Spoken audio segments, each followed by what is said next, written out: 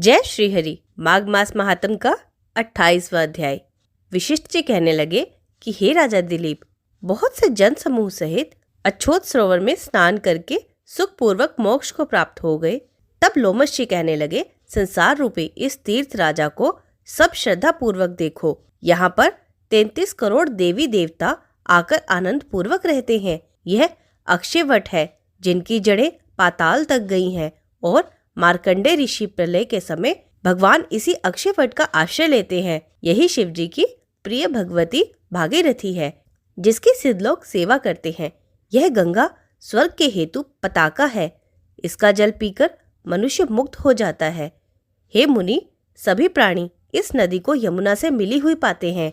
इसका संगम बड़े पुण्य से प्राप्त होता है। इसके स्नान से जन्म मृत्यु रूपी दावानल से कोई नहीं तपता, परंतु ज्ञान प्राप्त करके मुक्त हो जाता है। यहाँ पर स्नान करने से सभी प्राणी बिना ज्ञान के भी मुक्त हो जाते हैं। इसलिए ब्रह्मा जी ने यहाँ यज्ञ करने की इच्छा की थी। इसी संगम में भगवान विष्णु ने स्त्री प्राप्ति की इच्छा से स्नान करके लक्ष्मी जी को प्राप्त किया। यहाँ पर त्रिशूलधारी शिव जी ने त्रिपुर दैत्य को मारा था और प्राचीन काल में उर्वशी स्वर्ग से गिरी थी तथा स्वर्ग पाने की इच्छा से यहाँ पर ही उसके स्नान करने से नहुष कुल के राजा ययाति ने वंशधर पुत्र प्राप्त किया। यहाँ पर इंद्र ने प्राचीन काल में धन की इच्छा से स्नान किया था और माया से कुबेर के सब धन को प्राप्त किया था। प्राचीन काल में नारायण तथा नर ने हजारों वर्ष तक प्रयाग में निराहार रहकर उत्तम धर्म किया था।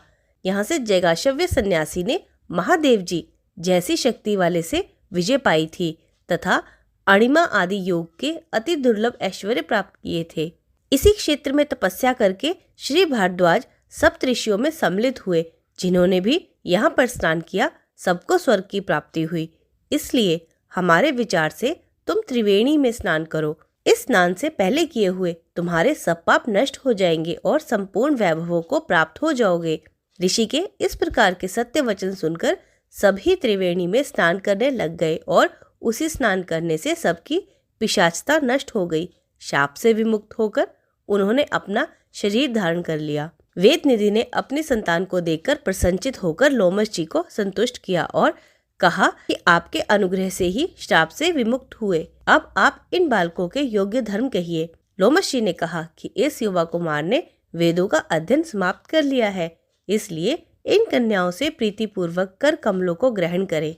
तब लोमश जी तथा अपने पिताजी की आज्ञा से इस ब्रह्मचारी ने 5 कन्याओं से विवाह किया। इन कन्याओं के सब मनोरथ पूर्ण हुए। जिसके घर में लिखा हुआ यह महात्म्य पूजा जाता है, वहाँ नारायण ही पूजे जाते हैं।